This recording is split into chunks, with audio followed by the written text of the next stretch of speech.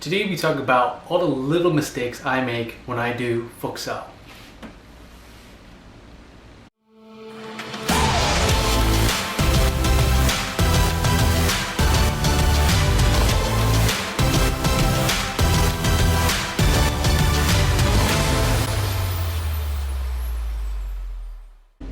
Hey, welcome to Practice Wing Chun, where we discuss Wing Chun and answer any training related questions.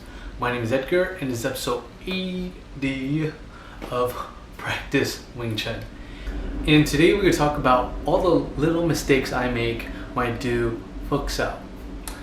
So in Fook Sau, this is how my Fook Sau looks like. For you, it may look slightly different, but this is the way I learned it. I hope that the ideas are still the same for you as it is for me.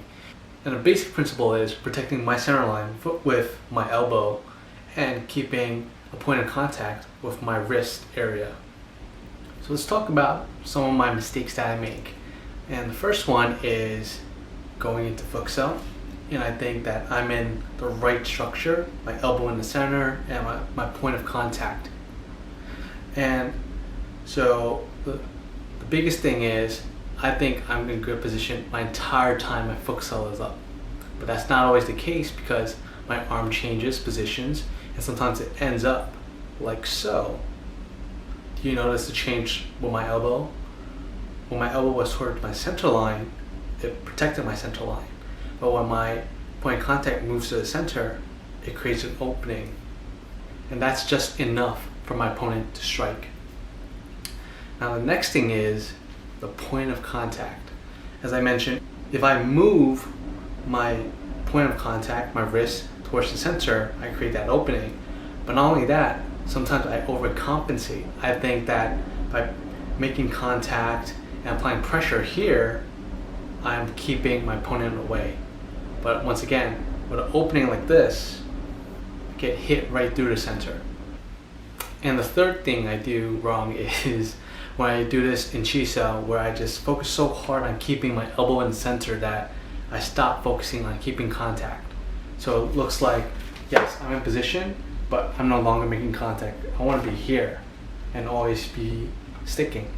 But if I'm just focused on here and my opponent moves their arm and I end up here, this is not sticking. This is not good contact. They can totally go around this and just strike me. And these are all things that are just, may not mean a lot to some of you, but for me, it is just huge loopholes or huge ways where I can get exploited to get hit.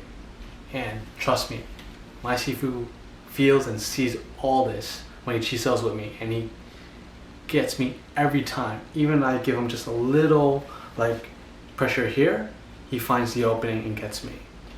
So I'm trying to work on improving this, and this is kind of where you guys come in.